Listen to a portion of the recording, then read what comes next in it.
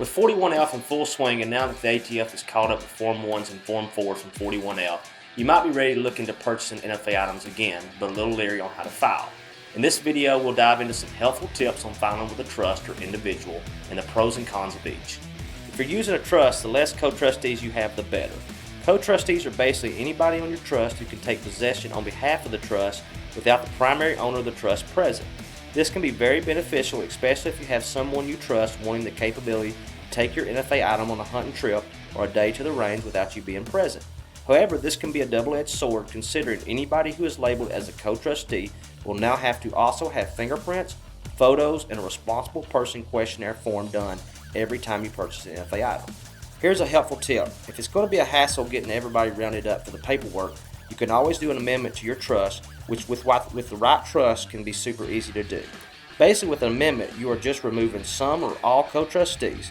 As long as the co-trustees are not on your trust at the time when you send your Form 4 paperwork in, they will not have to do the paperwork, fingerprints, and photos. Then, after your Form 4 paperwork is processing with the ATF, you can easily, with the right trust, add them back. The ATF requires no notification that you have added anyone to your trust. The only thing that matters is who is co-trustees when you send your Form 4 paperwork in.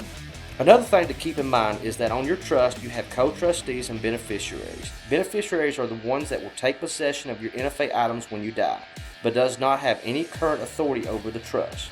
Therefore, this gives you an opportunity to still have the trust set up to pass down to your family, but keeps them from having to do paperwork every time you buy NFA items. You can also recategorize co-trustees to beneficiaries instead of removing them from the trust.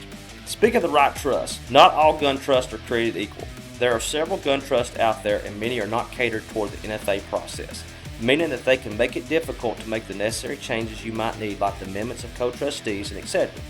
We recommend GunTrustGuru.com, who provides a very well-developed trust that makes it super easy to make necessary changes you might need to make. Here's another helpful tip. You only need to provide your trust once every 2 years to the ATF, so this saves having to print one off every time, and it makes it more convenient than having to send your trust in every time. Now the big question that many ask since 41F went into full effect is what real advantages there are now in filing with a trust compared to individual. The two main benefits of having a trust is being able to add or remove responsible persons to your trust, which, like we said earlier, could be a double-edged sword. Gun trusts also make it easier to pass down NFA items to your loved ones as beneficiaries when you die. There will be extra paperwork needed for your family if you have your NFA items labeled as an individual when you die. They will have to fill out a tax-free ATF Form 5 application for each NFA item, which is not really difficult, but is an extra step that is not needed if you have your NFA items listed on a trust. Probably the biggest advantage there is in filing as an individual is that it's a much simpler, straightforward process.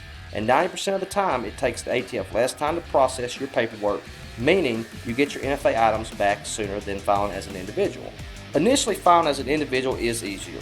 For one, there's a little less paperwork than filing as an individual. However, there's still several advantages to using a trust for your NFA purchases. So with that said, we at eSilencers.com give a slight nod to using a trust.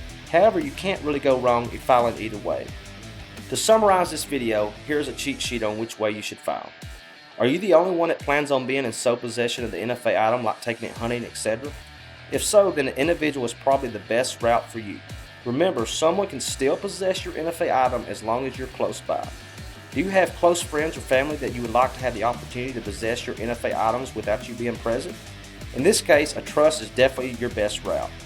Do you want the simplest and quickest transfer process when buying an NFA item? If so, then filing as an individual is the best route. In most cases, your NFA item gets approved quicker by filing this way.